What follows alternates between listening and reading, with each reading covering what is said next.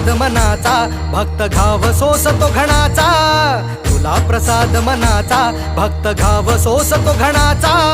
राही उपाशी घरी तरीही करतो तुझी वारी. राही उपाशी घरी विठ्ठला रीत तुझी न्यारी.